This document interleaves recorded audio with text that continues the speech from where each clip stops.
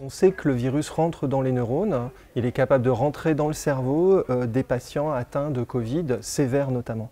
La question qui se pose, c'est de savoir quelles vont être les conséquences pour le cerveau à long terme. Et ça, à l'heure actuelle, on n'est pas encore certain de la réponse. On sait qu'il y a une augmentation importante des troubles neurologiques qui sont liés au Covid. Notamment, on observe une augmentation des troubles dépressifs, certains symptômes moteurs, etc. Et on ne sait pas exactement encore quelle va être l'étendue des conséquences neurologiques de cette pandémie.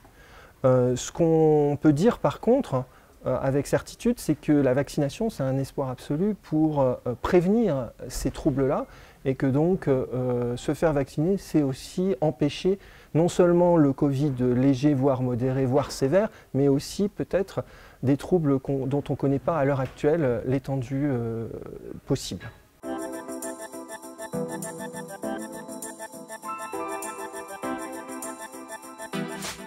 Le confinement, on pouvait penser initialement que ça allait produire un isolement, et l'isolement social et psychologique, sensoriel éventuellement, pour des personnes qui seraient dans des milieux confinés, dans une petite pièce sans rien au mur et sans moyen de communication, on sait que ça produit tout un tas de symptômes psychiatriques.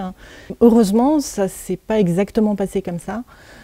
Parce que la plupart des personnes confinées n'étaient pas isolées sensoriellement, n'étaient pas isolées socialement.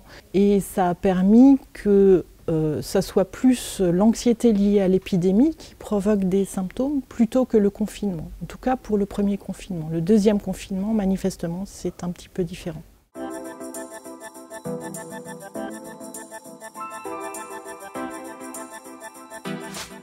La pandémie a induit assez sérieusement différents types de changements au niveau de notre cycle éveil-sommeil.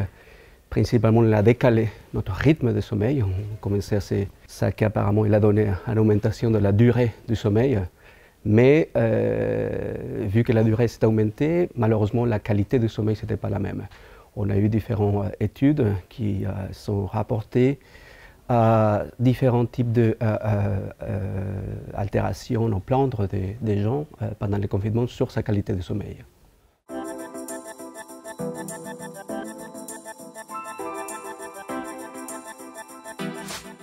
Alors cette pandémie a révélé qu'elle était associée à de nombreux troubles de l'odorat chez une grande proportion de personnes.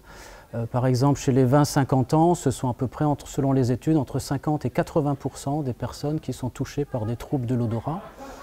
Par ailleurs, l'odorat étant impliqué dans de nombreuses facettes de la vie quotidienne, que ce soit la prise alimentaire, les relations sociales, la mémoire, tous ces éléments-là de la vie quotidienne sont bien sûr affectés dès lors que l'odorat ne fonctionne plus correctement.